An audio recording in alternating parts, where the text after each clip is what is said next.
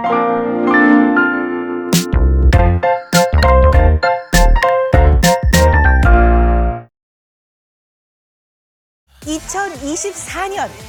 푸른 용의 해가 밝았습니다. 아유, 해피 뉴 이어. 네. 해피 뉴 이어. 그래서요, 푸른 용의 기운을 우리 시청자분들에게 팍팍 드리면서 오늘 오은영의 금쪽 상담소 문을 신나게 열어보겠습니다. 자, 새해 첫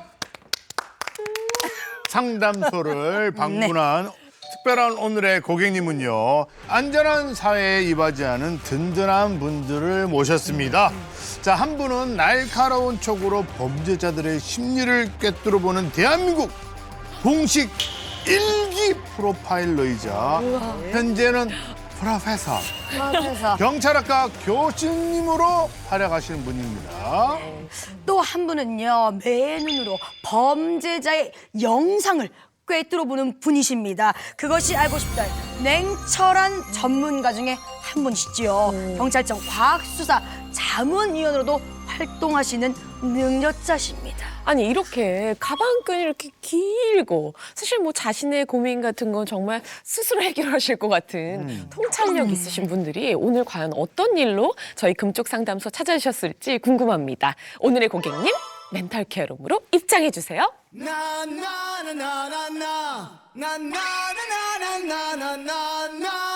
제가 이쪽 아니에요? 제가 이쪽 아니에요? 예, 이쪽.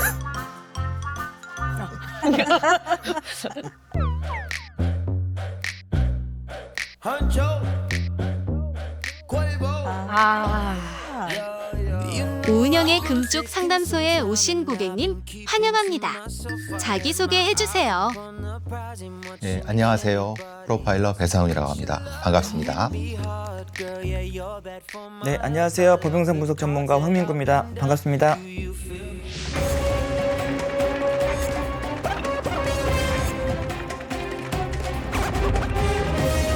장비를 돌렸을 때 촬영 방향도 똑같이 돌아가는 현상들이 여러 구간에서 나타났습니다. 상시 이 사람이 난관과 차 사이의 공간이 어느 정도인지를 가늠해 볼 수가 있는 거죠. 그럴 확률이 굉장히 떨어지거든요. 근데 이런 걸 소견서를 쓰는 거죠.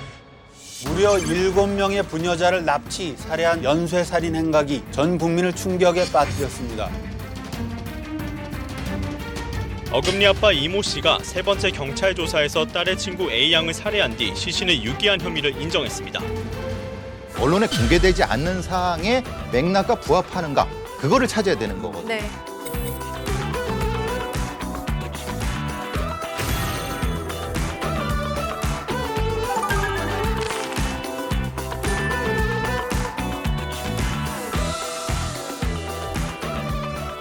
지금부터 멘탈 테스트를 시작합니다.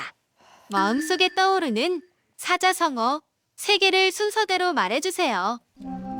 덕필유린, 덕필유림, 오유, 유린, 예, 사면초가, 예, 납장불입,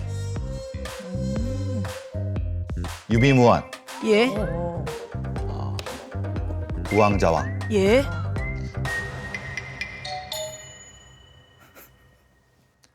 배고픕니다.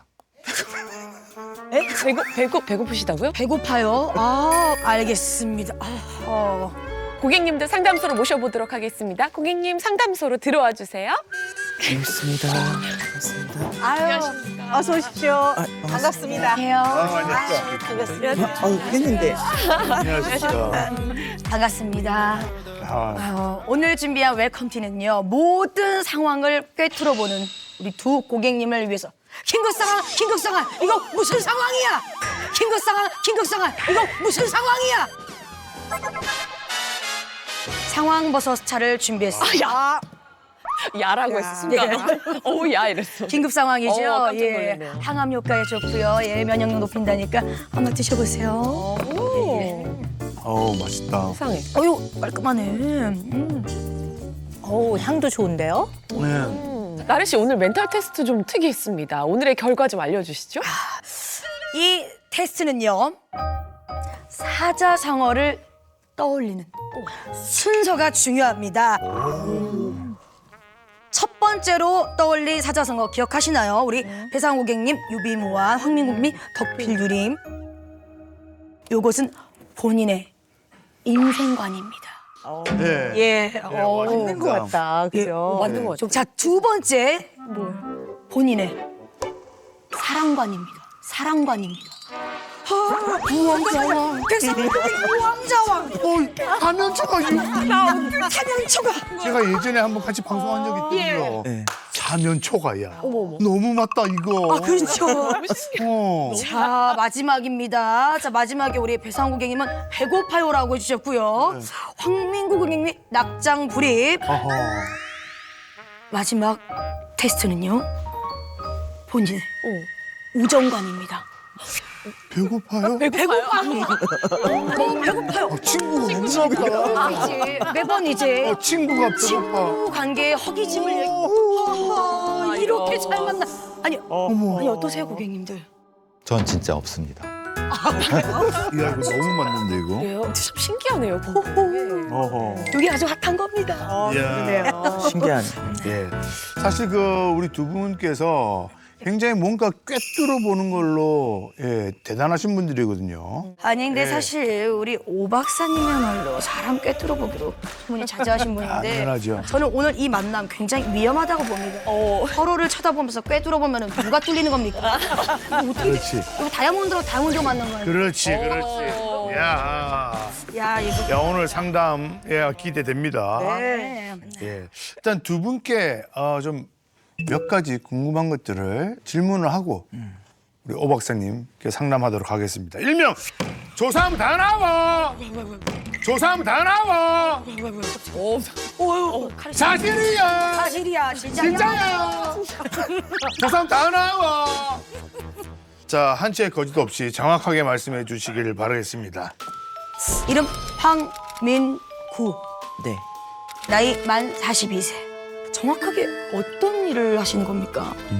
우리 생활에서 이제는 CCTV 블랙박스가 너무 많이 달려 있잖아요. 그렇죠. 그래서 이제 사건이 발생하게 되면은 가장 먼저 보는 게 영상이거든요. 사건이 발생했다 그러면 CCTV 확보해, 블랙박스 확보해. 그래서 이 찍힌 영상에 대해서 화질 개선시켜서 중간에 프레임도 채워놓고 제가 할 수 있는 모든 영상 처리를 바탕으로 해서 사건 속에 있는 범죄자라든지 또는 뭐 어떤 사건 사고 영상들을 분석해서 법정에 사용될 수 있도록 증거답게 만드는 일을 하고 있습니다. 증거를 증거답게. 증거답게.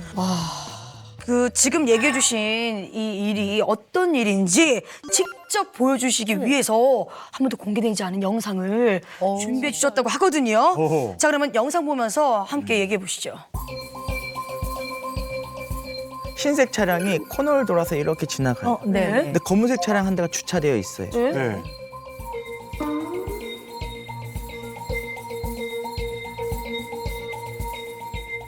이 영상만 가지고 저 차량을 박았는지 안 박았는지를 식별을 해야 돼요. 지금 네. 들어가는 주차하는 차. 모르겠는데.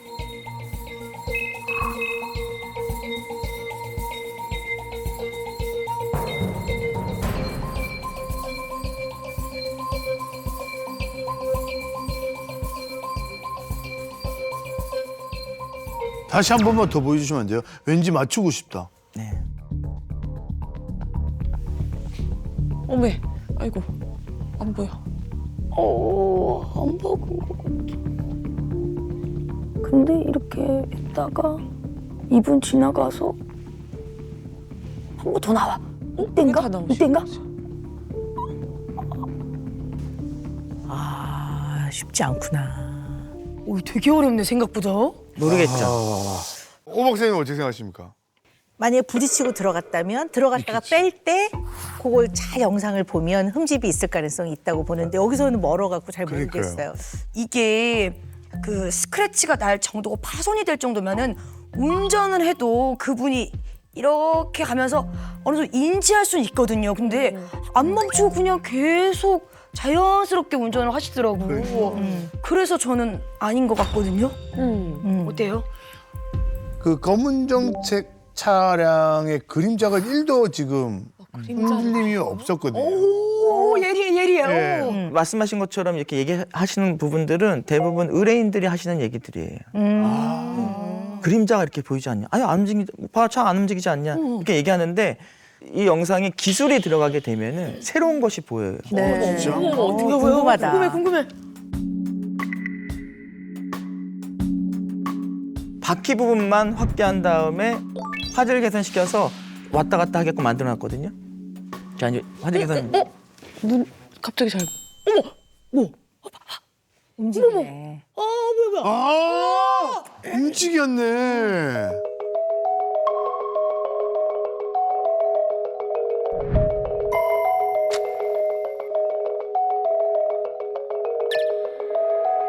움직이네. 아, 움직였네.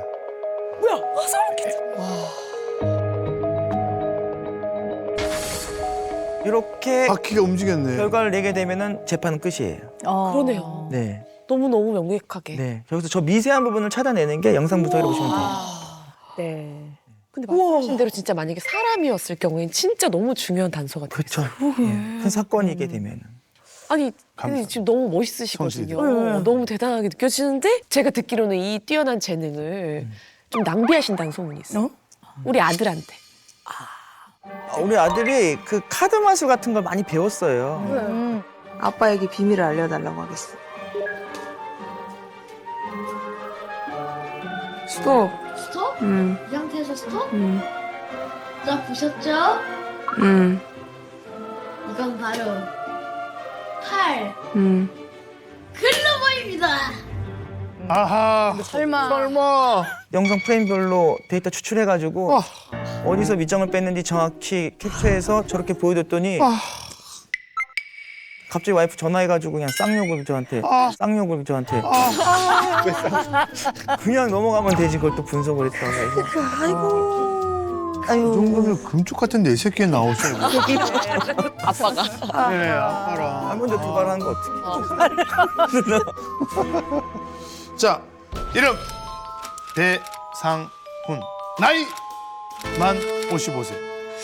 가족 관계를 보니까 어허. 미혼. 아 예. 저는 가족을 두지 않습니다. 비혼주의자십니다. 아니 그렇진 않습니다. 지금 그러면 교제하시는 분이 아 그거는 있을 수도 있고 없을 수도 있겠어요. 조사하면 다 나와. 조사하면 다 나와. 오늘까지는 없습니다. 오늘까지는 아하, 예. 네. 근데 우리 지금 배상훈 고객님은 원래 톤도 이렇게 늘 일정했습니까? 그런 건 아니셨죠? 그렇죠. 이렇게 막 지금은 이게 지금 그렇잖아요. 네. 좀 재수 없죠. 그러니까 이게 뭐랄까 그렇진 않습니다. 네. 너무 이게 톤이 안 뜨니까 맞아요. 네. 사람이 좀 생기가 없어 보인다고요. 그렇죠. 맞습니다. 아니 그게 아니라 보통 이게 사람이라면 감정에 네. 따라서 또는 주제에 따라서 이게 목소리의 높낮임이 있잖아요. 근데 지금 오늘 이게 훈련된 겁니다. 이게 훈련된 겁니다. 그러니까 그 면담 들어갈 때는 톤이라든가 표정을 네. 이 억제하는 그걸 훈련을 합니다. 네. 그래서 그게 얼굴 표정은 그러지 않은데 톤은 그렇게 된 것 같아요. 네, 네. 자 2005년 경찰청 범죄심리분석관 1기로 선발되셨습니다. 맞습니까? 프로파일러만 20년. 와우. 근데 사실 진짜 프로파일러라고 하면요. 범죄자를 다루는 본인만의 분명한 노하우가 있을 것 같습니다. 예, 어떤 노하우로 사건을 좀 해결했다. 이제 프로파일러 중에서도 전공이 좀 다릅니다. 연쇄방화 주전공인 연방. 사람이 있고 연쇄살인 전공인 사람이 있고. 근데 저는 이제 화학과 나왔고 CSI 쪽 가까우니까 연쇄방화 쪽에 처음에 일을 했는데 네. 가장 힘든 게 말을 안 합니다. 이제 취조할 때 뭘 해도 말을 안 합니다. 그래서 이제 제가 재롱을 많이 떨어야 됩니다. 재롱. 예를 들면 제가 연쇄방화범입니다. 불 지르셨어요? 지르셨어요? 이렇게 합니다, 진짜로. 진짜입니까? 예, 예, 그런 식으로 되니까 프로파일러들이 가장 많이 걸리는 병이 그 오줌 소태 같은 겁니다. 네. 아니, 그러니까 같이 버텨야 되니까요. 나도 물을 안 먹고 요거 한 잔 먹고 3시간, 4시간, 5시간 계속 하는 거죠. 그러니까 이 떠들어대는 거 속에서 그 거짓말을 벗겨내는 그 안에 진실. 특히 이제 성범죄자들은 말이 너무 많습니다. 왜냐하면 특히 왜? 이제 이성의 어필을 해야 되기 때문에 이게 발달해 있거든요. 그러면 이제 말을 제대로 못하게 하는 방식으로. 아니 제가 진짜 그러려고 하는 게 아니고 그 여자가 그러지 말고 그거부터 쓰고. 아니 이게 아니 그 쓰는 게 문제가 말부터 아니라 쓰고. 이거 통제를 하시는구나. 예. 통제를 하고 이제 연쇄살인범 같은 경우는 과시형이 많습니다. 자기 방법에 대해서 우월감이 너무 큽니다. 그래서 자기가 어떤 방식으로 범죄를 했다는 것을 떠들고 싶어. 자랑하고 싶어. 자랑하고 싶어. 네. 가끔 근데 진실을 조금 안 해주면은 다시 안 올 거니까 조금 얘기가 줍니다. 힌트를. 사실 내가 16차와 17차 사이에 한 건이 있는데 내가 우리 저기 박사님한테만 이렇게 알지? 이런 뉘앙스를 해주면 이게 계속 돌아가는 내내 머릿속에 계속 이런 그 몇 달이 남는 겁니다. 계속 그 사람 미치게 만드는 거죠. 그 사람들이 우리를 괴롭히는 방법이 이거죠. 좀 조종하려고 하는 것도 맞습니다. 그게 조종하는 거. 매니플레이션 하는 예, 거. 그렇게 조종하는 매니플레이션을 네. 저희들도 사실은 당해줘야 되고 안 당해줄 수가 없는 겁니다. 왜냐하면 다음에 또 만나야 되니까. 알고 당해주시는 거죠. 그렇죠. 그런 것도 있죠. 그런 사람들이 교도소를 싫어할 것 같다고 생각하시지만 그렇지 않은 경우도 있습니다. 왜냐하면 거기 들어가면 왕이거든요. 왕. 그리고 거저 먹여주죠. 황제 전략 같은 거죠. 그런 자들은 사람이 자기를 두려워한다는 그 두려움을 보는 그 눈을 보는 게 네네. 너무 에너지예요. 그러니까 이제 그거를 이용해야 되죠. 이제 계속 우쭈쭈 해주는 것도 중요한 부분인 거고. 근데 그것도 한계가 있는 거는 이미 또 그런 거를 몇 번을 해보면은 경험치가 쌓여갖고 이제는 또 이제 프로파일들을 찜쪄 먹으려고 합니다. 그러면 이제 그 오랫동안 이제 농담 따먹기로 끝나는 경우도 허다합니다. 네. 그리고 우리가 보통 뭐 사이코패스는 거짓말 탐지기에 걸리지 않는다 그런 거죠. 이미 드라마 대본이 머릿속에 한 20개 있는 겁니다. 뚝 치면 한 몇 장면이 쭉 나오는 겁니다. 그럴 때 이제 아니라고 하면 안 되죠.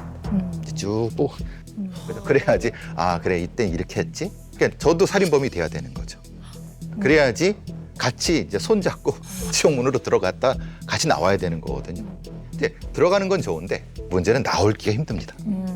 그게 사실은 이 프로파일러들을 정신적으로 많이 힘들게 하는 부분도 있죠. 그럼. 네. 근데 어쨌든 용의자들은 그 안에서 이렇게 프로파일러랑 그다음에 용의자와 이 두 사람 사이에서의 이 심리적 에너지가 있잖아요. 근데 이 용의자는 에너지가 굉장히 높단 말이에요. 그냥 자기를 방어하기 필사적으로 이 에너지를 감당해야 된단 말이에요. 그 좁은 공간 안에서 1대1로 딱 맞대하고 있어야 되니까 이게 그런 면에서 굉장히 힘드실 것 같아요. 짧은 시간에 네. 그 이 뇌가 쓰는 에너지가 높은 네. 것은 얼굴 표정을 봐야 되고 네. 다리, 손도 다 봐야 되고 네. 그 데이터가 사실 축적돼 있습니다. 그러니까 여기에 손가락을 움직이고 얼굴 움직이고 이럴 때 어떤 거 이게 다 계속 그 짧은 시간에 판단해 갖고 다시 붙이고 판단해 갖고 이걸 컴퓨터가 해야 되는 걸 해버리니까 보통 한 3-4시간 하고 나면은 그냥 처음에는 녹초가 돼요. 푹 떨어지죠. 이게 그냥 뭐 말하는 것을 듣는 것이 아니기 때문에 그래서 저희들은 이제 3일 일조가 돼서 돌아가면서 하거든요. 돌아가면서 이제 그렇게 해야 되고 그렇게 못하면 이제 그 번아웃 되죠. 완전히 번아웃 되죠. 일주일도 못할 겁니다. 자 오늘 어떤 고민을 하실지 너무 좀 궁금하긴 합니다. 예. 네, 그럼 두 고객님께서는 어떤 고민으로 저희 금쪽 상담소를 찾아주셨는지 영상으로 영상 분석?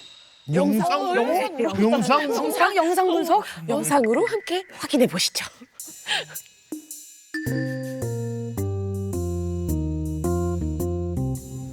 이 사람의 말은 의미가 없다고 생각해요. 기본적으로 의심합니다.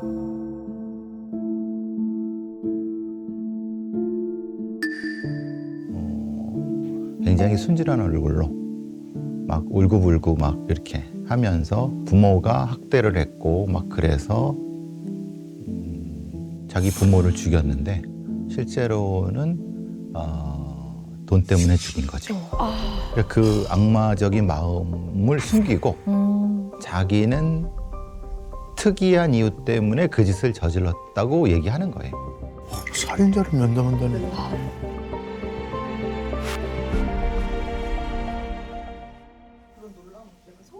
그렇죠. 소름 끼치죠, 당연히. 예, 근데 우리는 그 오죽했으면 하는 거짓말을 벗겨내야 되니까. 예, 거짓말을 벗겨내야 되는 직업이니까 말하다 보면 저도 모르게 직업병이 나오죠. 한 3시간 정도 지나면 그 사람을 분석하고 있는 저를 발견하고 그 사람도 그걸 발견하고. 그럼 그냥 억지 웃음. 웃으면서 헤어지는 거죠. 네, 안 그래도 직업병 중에 하나가 저는 사람 말을 거의 안 믿어요. 실제로 이런 경우도 있어요. 두 사람이 시비에 붙어가지고 어떤 사람을 폭행을 했어요. CCTV에 정확히 찍혀 있어요. 이렇게 막 때리는 장면들이. 근데 이분들은 자기는 전혀 그런 사실이 없다 하면서 물어보는 게 영상이 조작됐는지 봐주세요예요.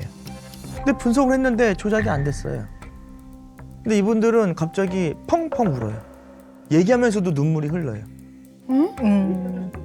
그러니까 그 사람 기억 속에는 그냥 이게 다 바뀌어 있는 거예요. 한 사람만 바뀌는 게 아니고 다른 사람과 같이 있는 사람도 얘기를 하면서 기억이 계속 바뀌는 거예요. 아, 연기가 아니고 진짜로? 사람이 가지고 있는 기억 자체가 자기 유리한 쪽으로 해석하기 때문에 그거를 의뢰인들과 상담을 무수히 많이 하면서 느꼈어요. 그 기억의 무서움을 제가 알고 나서부터 영상만이 제가 봤을 때는 진실한 사실을 목격한 증인이다. 어머. 아니 근데 진짜 두 분은 사람을 못 믿는다, 사람의 말을 못 믿는다.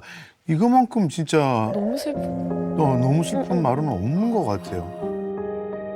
제가 이제 다른 곳에서 뭐 시골에 가서 경찰 하는 아, 예. 프로그램을 맞아요. 하고 네. 있는데, 그러니까 뭐 경찰분들이나 지금 우리 그 배상훈 고객님이나 우리 황민구 고객님 같은 경우는 단 한 번도 좋은 일로 나가시는 일이 없잖아요. 그렇죠.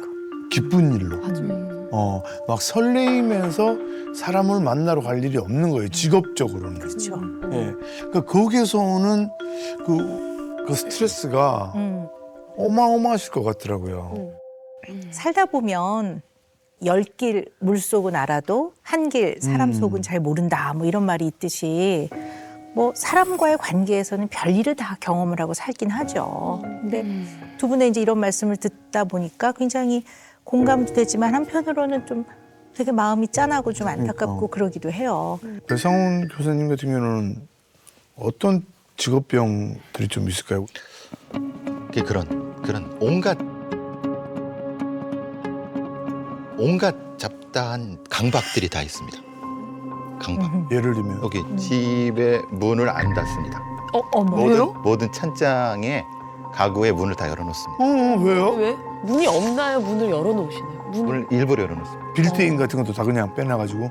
네. 초기 현장에 갔을 때 무심코 열었는데 시체가 튀어나와요. 무심코 열었는데 이렇게 토막나는 게 툭 튀어나오는 경험을 많이 해갖고 그러니까 그게 두려운 거예요. 그럼 쓰레기 봉투 같은 거 예를 들면 그렇죠. 쓰레기 봉투 같은 게 보면 이제 소대자루나. 그러면 이제 발로 한번 툭툭 차보죠. 먼저 문 열지 않죠.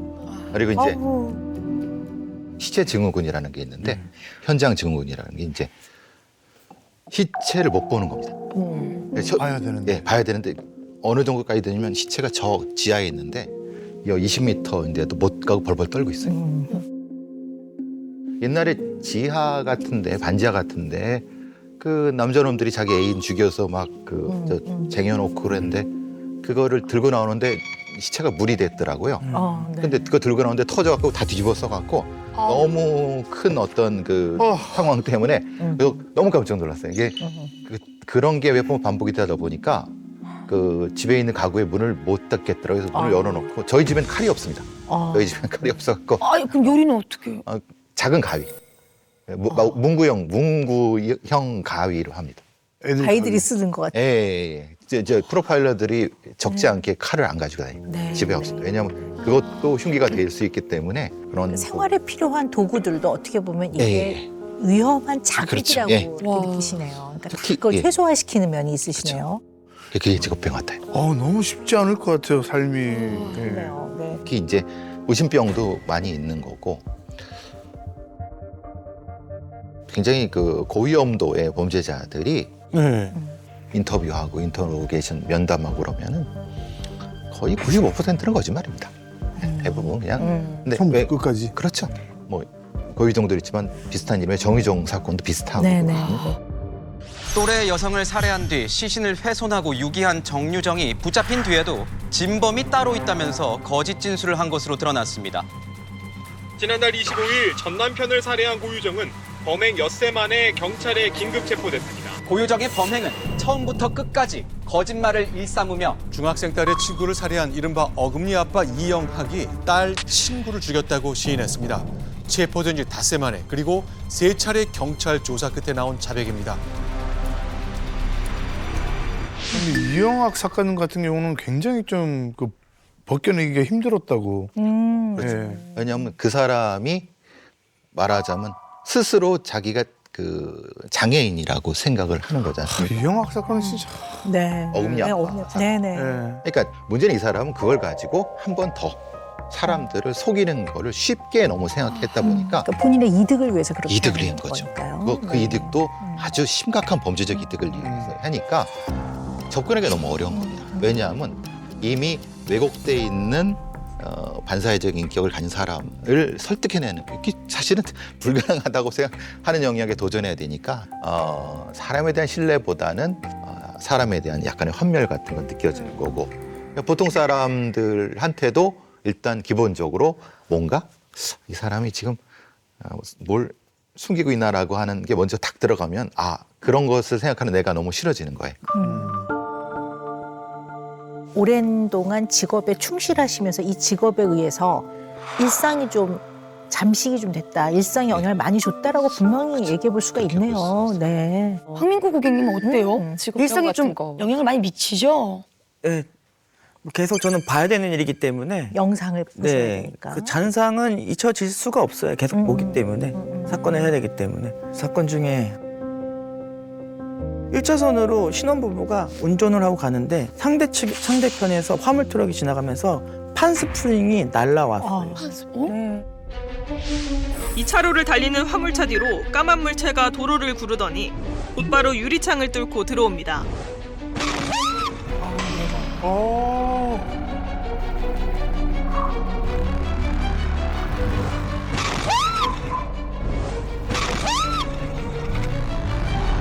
그걸 보니까 야 이거 1차선 달리면 위험하겠다.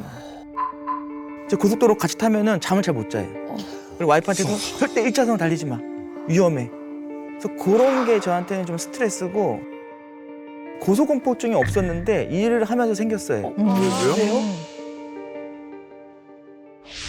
계곡에서 수영을 못하는 남편을 물에 빠뜨려 사망하게 한 혐의 등으로 기소된 이은혜와 공범 조연수.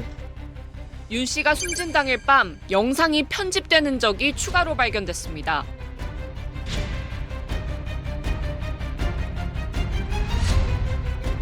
그런 거 많이 보다 보니까 나도 한순간에 잘못될 수 있구나 라는 생각하다 보니까 높은 데 올라가면은 그 생각이 나는구나. 네, 그래서 6교도 못 올라가요. 등산도 못 했어요.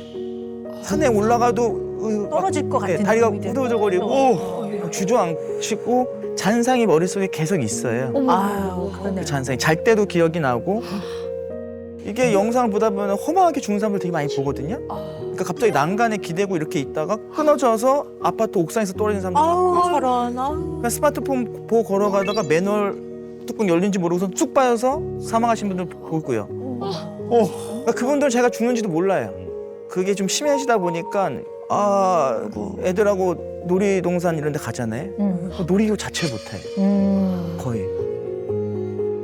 이게 모든 삶의 그 바운더리가 다 그렇게 일어날 수 있다라고 생각하시니까 너무 힘들 것 같아요. 근데 뭐 어쨌든 약간 이런 이제 직업에서 경험한 여러 가지의 그 힘든 경험들이 일상에까지 좀 영향을 좀 주고 있는 거는 분명한 것 같아요.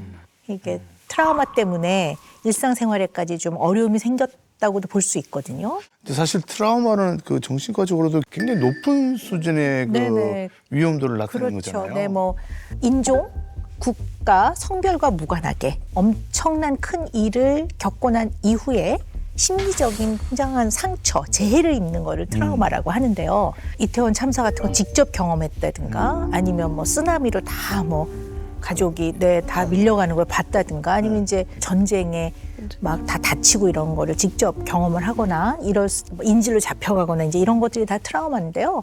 이게 직접 겪는 경우도 당연히 트라우마에 들어가지만 간접적인 노출을 지속적으로 하는 것 또한 트라우마 안에 들어갑니다. 그러니까 늘 사건, 사고, 특히 흉악한 거, 사람이 굉장히 많이 다치거나 끔찍한 일을 경험하는 것들을 지켜보는 경우에 이것이 이제 간접 노출로 인한 트라우마를 경험한다고 볼 수가 있죠. 네. 저 혹시 이건 좀 너무 잔인한 질문이 될 수 있을지도 모르겠는데 가장 이렇게 좀 충격적으로 와닿았던 그런 뭐 영상 분석이 있습니까?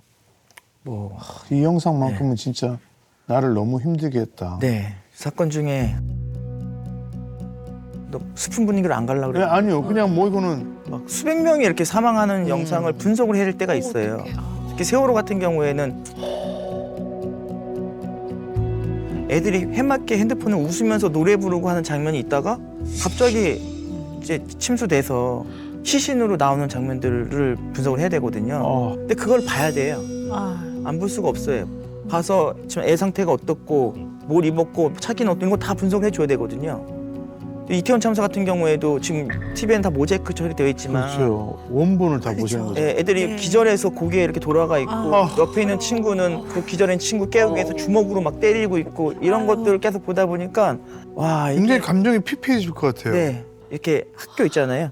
운전하고 가다가 학교에 애들이 웃고 있는 모습을 보면 빨리 지나가려고 그래요. 왜요? 그 애들이 떠올라서 살았으면 저랬을 텐데. 뭐 이렇게 얘기하면 뭐하지만 그냥 죽는 거 모르고 죽는 게 더 낫다라고 싶을 정도의 사건이 있었어요. 네. 해경 그 경비선이 있는데 경비정이 있는데 승무원 한 분이 없는 거예요. 도착을 했는데 4명이어야 되는데 1명이 없고 3명만 있는 거예요. 그래서 CCTV를 분석을 하니까 배에서 그분이 실족을 해서 떨어지는 걸 찾았어요. 저런. 근데 그게 망망대해예요. 배는 계속 가고. 근데 그분은 계속 허우적거리면서 배 쪽으로 오잖아요. 그게 영상에 다 찍었어요. 네. 근데 그걸 보니까 야 진짜 한순간에 가는 게 차라리 나을 수도 있겠다. 이분은 살기 위해서 배 쪽으로 계속 헤엄쳤을 거 아니에요. 못 찾았어요 결국에는. 근데 제가 해드릴 수 있는 거는 이 사람이 실족된 게 맞다라고 하면서 사망 처리됐고 순직 처리가 됐거든요. 그래서 굉장히 제가 그거는 영상이 아직도 잊혀지지 않아요. 얼마나 힘들었을까. 망망대해에서 어디로 갈지도 모르고. 그러니까 배는 얼마나 떠내려가고 심 빠질 때까지 헤엄치다가 돌아가셨을 거 아니에요. 그러니까 지금 소장님 같은 경우는 이제 일상에서도 언제나 사고가 일어나지 않게 하기 위해서 네. 위험하지 않기 위해서 굉장히 조심을 하고 계시는 거잖아요. 신경을 바짝 곤두세우시는 네. 거고 혈압도 높으실 것 같아요. 혈압은 늘 높아요. 그렇죠. 진짜 그러실 것 같아요. 이게 어떻게 보면 아드레날린이 확 올라가 있는 상태거든요. 퇴근 이후의 삶도 특히 바짝 신경을 쓰고 있어야 되는 거잖아요. 그래서 사고가 생기거나 위험이 생길까 봐. 그런 게 참 걱정도 돼요. 사실. 그래도 요즘에 퇴근하면 너무 피곤해요. 나이가 들어서 그런 건지 이게 계속 보다 보니까 이렇게 된 건지 모르겠는데 집에 가면은 되게 무기력해지고 그냥 계속 처져요. 네네. 그리고 그냥 제가 이 스트레스 푸는 방법이 뭐냐면 아무것도 안 하고 그냥 자요. 네네. 계속 자는 게 제일 안 보니까. 네. 그냥 네. 잠을 자게 되면 과도하게 각성된 이 뇌 활동을 진정시키니까 그러겠다. 유일하게 과각성돼 있는 걸 낮추는 방법이신 것 같아요. 그래서 우리 황 소장님은 이제 그 생각을 안 하는 지금 현재 쓰시는 유일한 방법이 잠을 자는 거. 잠자는 거랑 최근에 제가 제주도에 집을 하나 샀어요, 예쁘게. 네. 힘들 때마다 글로 도망가요. 네. 가서 거기는 그냥 정원이 있고 집밖에 없기 때문에 볼 게 없어요. 네. 거기서 일을 또 잔디 밀고 하면은 잡념이 다 없어지고. 네. 그러니까 뭔가 뭐랄까 본인만의 그런 생산적인 일이 아니고 그냥 약간 노동. 같은. 노동하면 그런 게 아무것도 생각 안 나.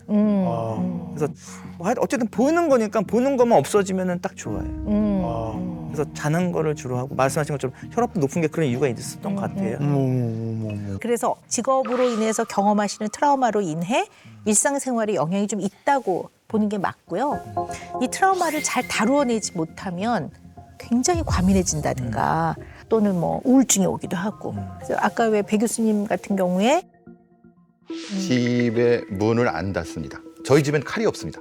저희 집엔 칼이 없었고 또 시체 증후군이라는 게 있는데 현장 증후군이라는 게 이제 불안으로 인한 약간의 강박이라고도 볼 수 있거든요. 네, 그런 것들이 좀 생길 수가 있죠. 그래서 오늘을 어떤 기회로 더 좀 잘 다루어낼 수 있는 것들을 진지하게 의논해 보는 건 되게 중요할 것 같아요. 근데 이런 우리 그 황 소장님이나 우리 배 교수님 같은 직업군이나 이런 곳에서 특히나 좀 네, 높을 것 같아요. 맞습니다. 네. 이게 예. 통계를 보면요.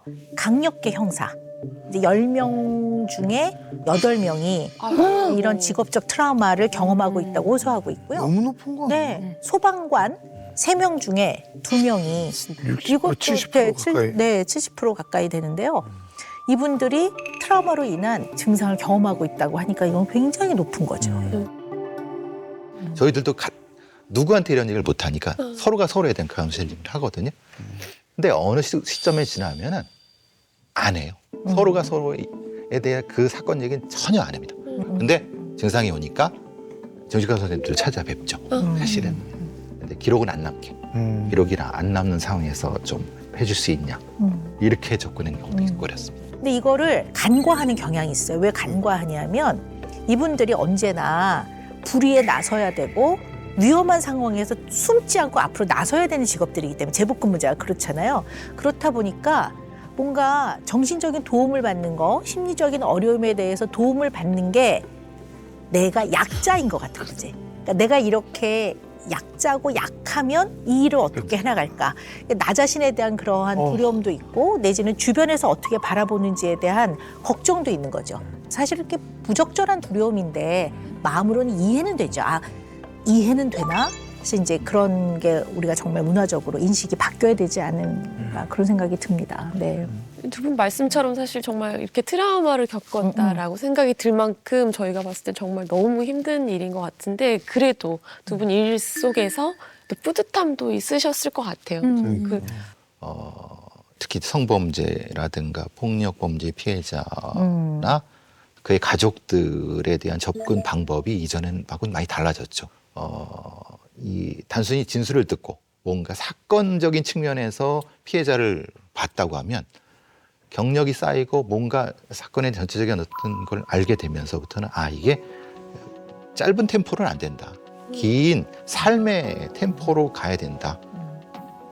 그걸 판단하게 됐어요. 그러니까 너가 성범죄 피해자니까 나는 널 이렇게 카운셀링 해야 되는 거 뭐 이렇게 한다는 것은 그 사람들도 부담을 갖고 그냥 우연을 가장해서 부딪혀서 나도 똑같은 사람이다라고 하면서 그거를 같이 조금 같이 걸어주고 별 시답지 않은 농담하면서 그걸 지켜봐주고 좀 지난 다음에 또 같이 걸어주고 그것이 어떻게 보면 보람이기도 하고 그걸 그렇게 고마워하는 거예요.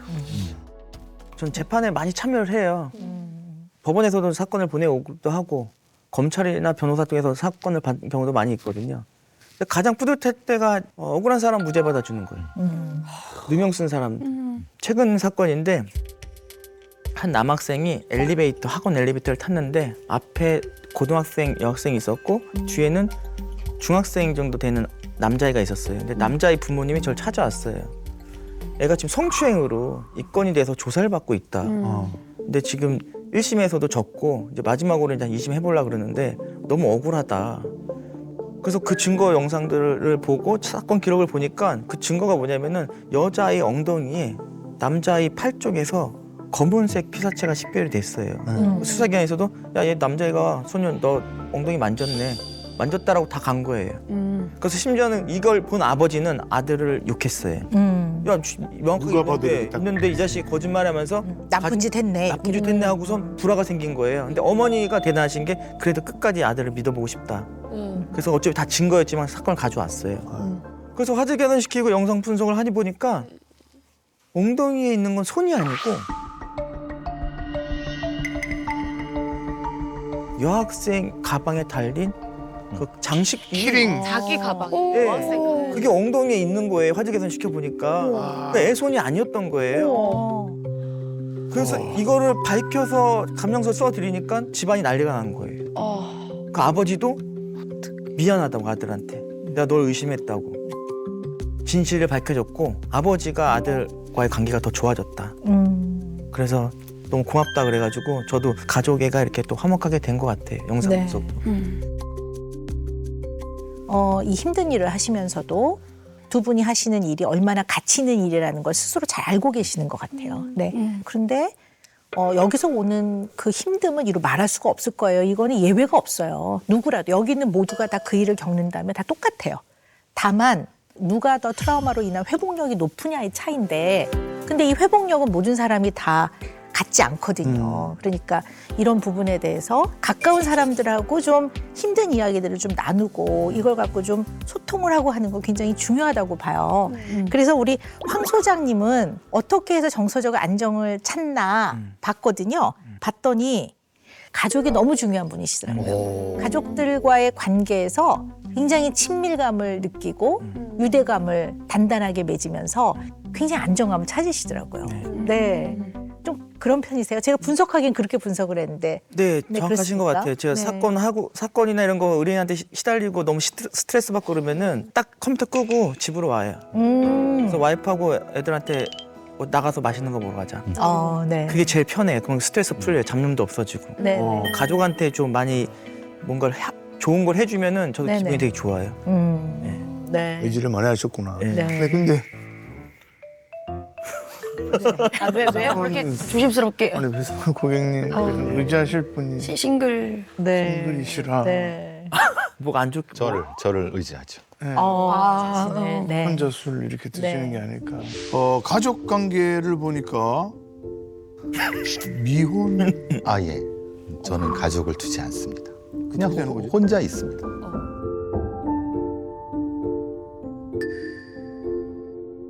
거의 이제 참석을 안 한 것 같아요. 거의 20년 넘게. 이게 언론에 알려지고 이런 것이 되면서는 제 얘기가 안주거리가 되겠고 당연히 그죠? 처음에는 되게 재밌대요. 사건 얘기하고 그러면 되게 재밌잖아요. 근데 이제 한참 지난 다음에는 그럴 수 없는 상황이 있죠. 왜냐면 그걸 공유 못하는 상황이 오죠. 그렇지.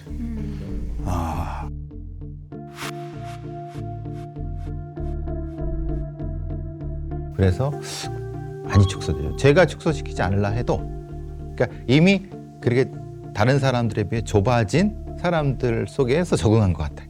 근데 그래서 불행한가요? 그게 불행한 건가요?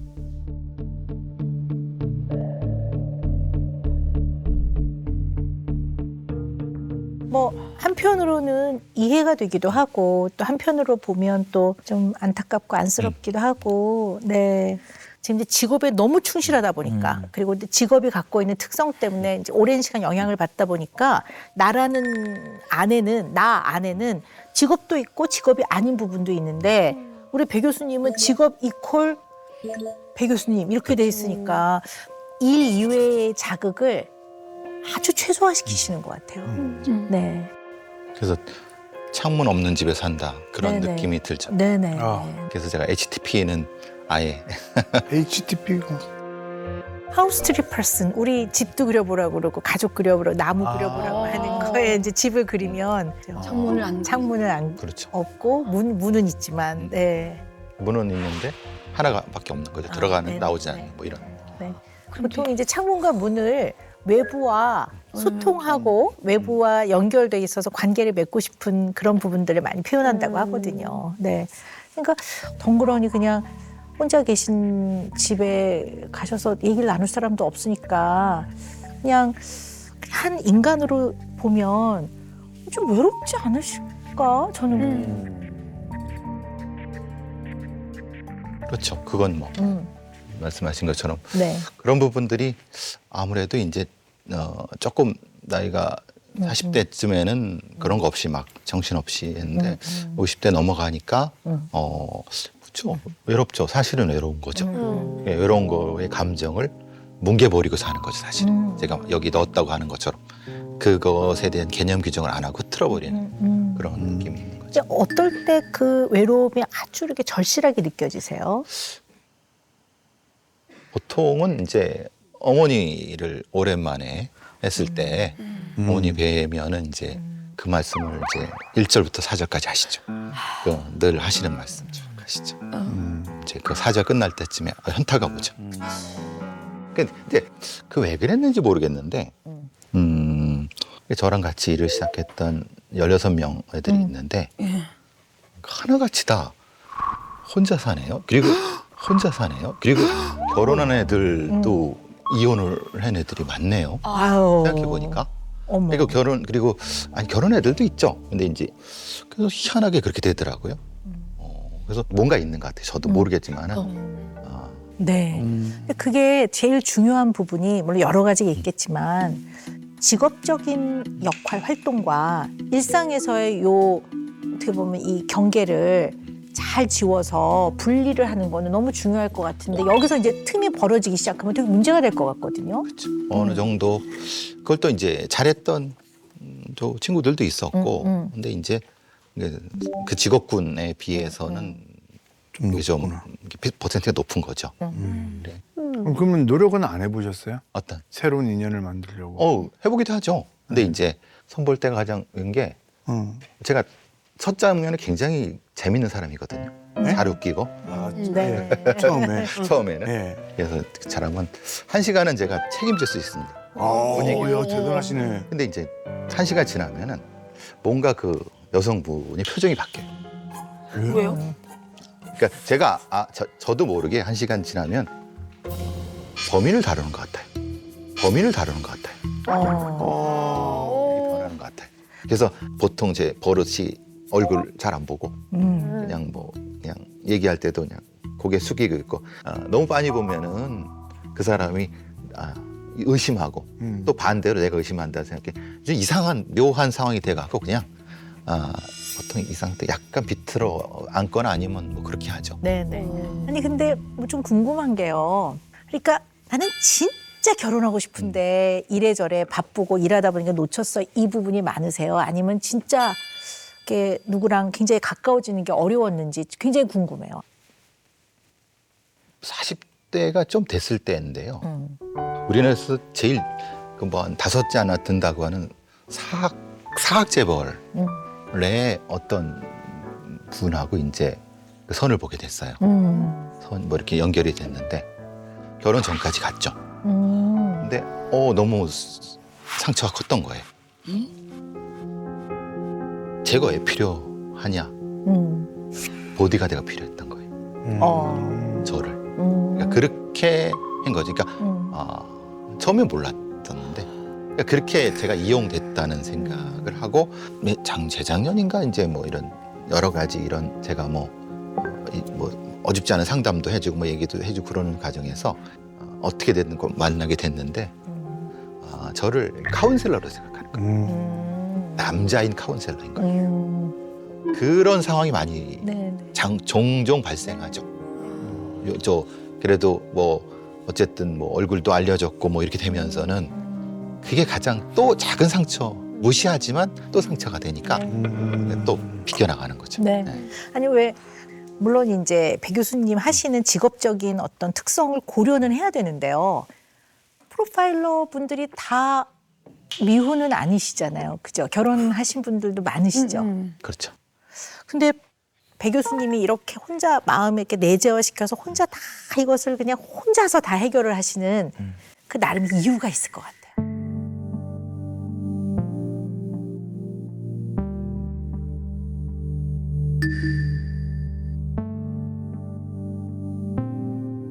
우리 가족은 다 서로 싫어해요.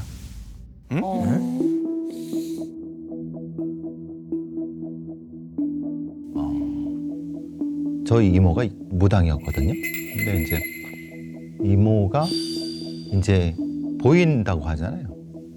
야, 그 귀신들이 니네 다 어깨에 있구나 이렇게.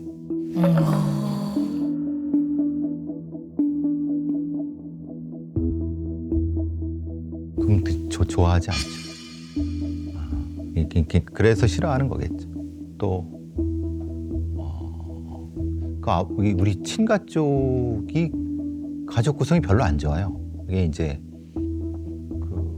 오래전에 그 집단 학살의 피해자였다고 해야 되나? 그 집단 학살의 피해자였다고 해야 되나? 친척 친척. 그러니까 이제 그런 역사적인 사건 아시죠? 여순 사건이라고 해서 그 여수 순천 반란 사건이라고 해서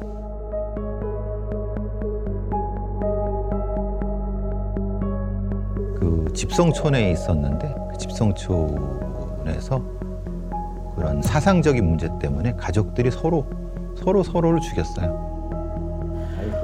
너무 가슴 아픈 사건이다. 이념의 문제로. 그래서 친척들이 별로 싫어해요, 서로들. 아버지 형제가 한 7남매가 넘는데 그 앙금들이 가지 남아 있는 거죠, 서로. 그러니까 아예 그 가족은 아예 안 보고. 그러니까 뭐 큰아버지는 일본 유학을 갔다 와서 이제 사회주의자가 됐고, 그 동생은 이제 유학을 못 갔다 와서 거기서 이제 면사무소 해고 경찰이 됐고, 그럼 당연히 해방 이후에는 뭐 똑같은 일이 벌어지는 거죠. 야, 너무 어렵다. 가슴 아픈. 그래서 뭐 태백산맥이라는 소설이 있습니다. 소설. 예. 그 태백산맥이라는 소설 조정래 소설가가 원래 그 몇 가족을 놓고 그 소설을 썼는데 그 저희 배씨 집안이 그 중에 하나였다고 그래요.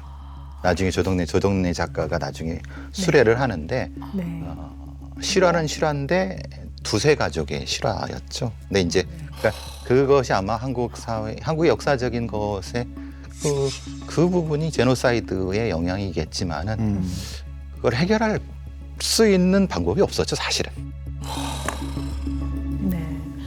이제 그런 일들을 겪은 가족 사이에서 또 태어나서 양육되고 이렇게 되는 과정에서 어쩌면 가족 간의 따뜻함이라든가 만났을 때 굉장히 즐거움이라든가 가까운 데서 오는 그런 안전함이라든가 이런 것들을 경험하기 되게 어려웠을 것 같아요. 그렇죠, 어렵죠. 네. 그러니까 뭐 그때는 그 예를 들면 큰아버지가 아버지를 고발해 갖고 뭐 그런 이런 형태가 되니까 이제 신뢰라는 건 사실은 없는 거죠.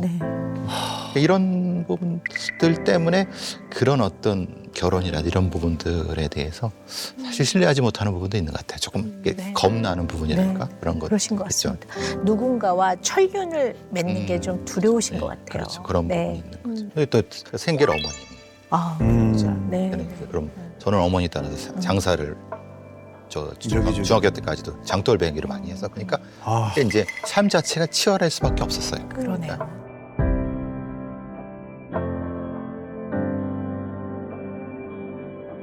근데 이제 아마 제가 고등학교를 올 때 제가 파일럿을 지망했거든요.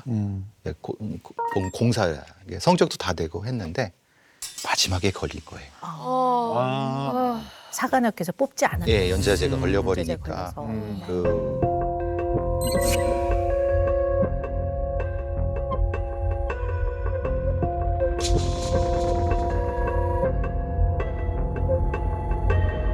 담임 선생님이 이제 얘가 왜 못 가지라고 했는데 그걸 아버지가 얘기해 주시더라고요. 지금 제가 들은 얘기를. 그때까지 숨겼던 얘기를 해주시더라고요. 그래서 야, 이게 저는 그때까지는 진짜 세상에 거칠 게 없다고 생각했었거든요. 근데 그때 막 그 세상이 무너져 내리는 느낌이 들었었어요.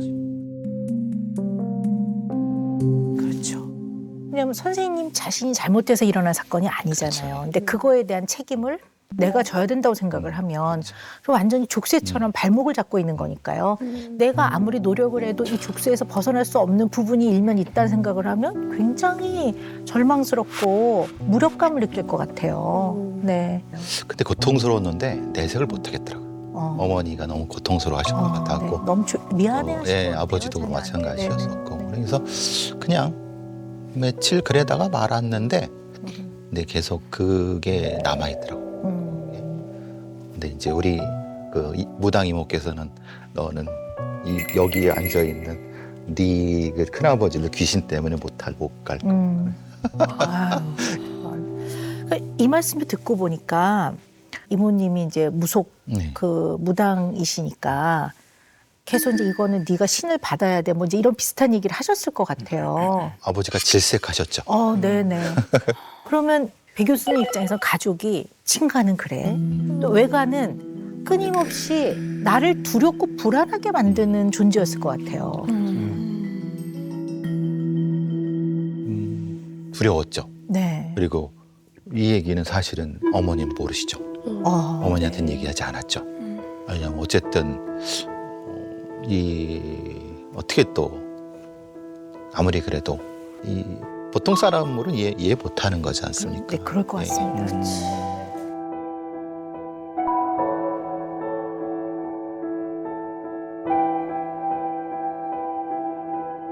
그 두려움이지만 알고 싶었던 것 같아요. 그렇죠. 그 생애사 연구를 했어요. 네. 무당들의 생애사. 생애사. 네네. 네, 무당들이 떠들기 시작하면 8시간 넘게 막 떠들잖아요. 근데 아무 의미 없는 것 같지만 사실은 그 사람의 인생이 들어있는 거고 다른 사람이 개입된. 그러니까 그게 이제 뭐로 연결되냐면 살인범들의 생애사로 연결돼갖고 네. 내가 프로파일로 채용되게 된 거죠. 네. 교수님 얘기를 쭉 들어보니까 아주 어렸을 때부터 열심히 공부도 하셨지만 뭔가를 정확하게 제대로 알아가는 걸로 이 불안과 두려움을 좀 낮추고 사셨던 것 같아요. 그래서 지금은 직업적 역할이 좀 더 깊은 이해를 갖고 사람을 이해하는 걸 통해 뭔가 진실을 밝히고 정의를 실현하는 이런 일에 열심히 몰두하고 계시는 게 아닌가 싶거든요. 네.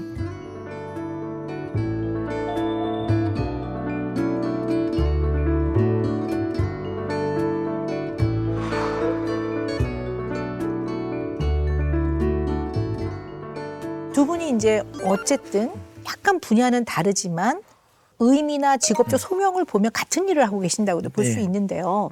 근데 어떻게 보면 너무 걱정도 되고 또 그러면서도 이렇게 직업적인 소명을 다 하시는구나 이제 이런 생각이 드니까 또 감사하기도 네, 하고. 너무 감사하기도 하고 지금은 많이 치유가 됐어요 스스로.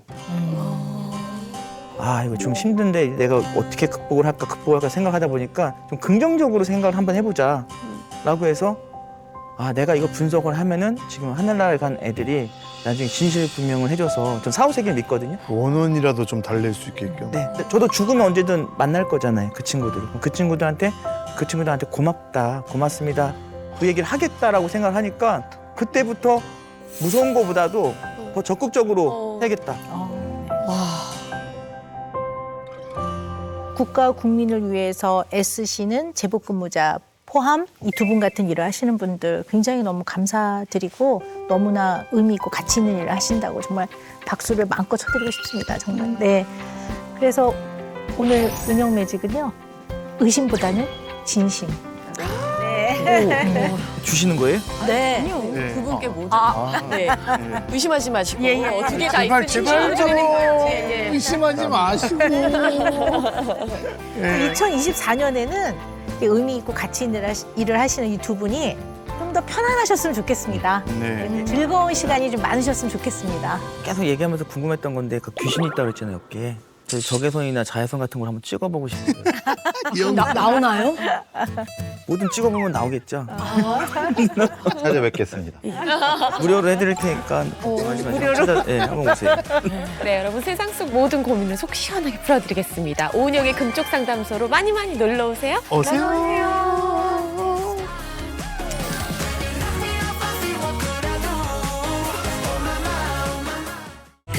신혼 애송이들아 잘 들어.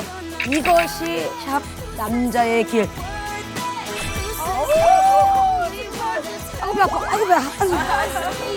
이 아내 없으면 아무것도 못하는 약간 진짜 아내 바보가 된 느낌이에요.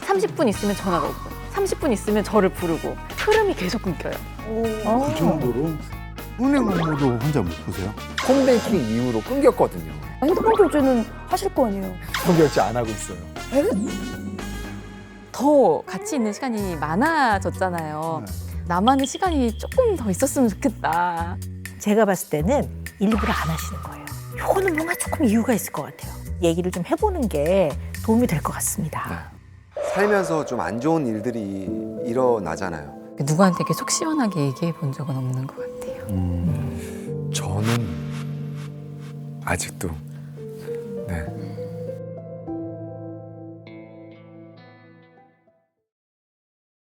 채널 A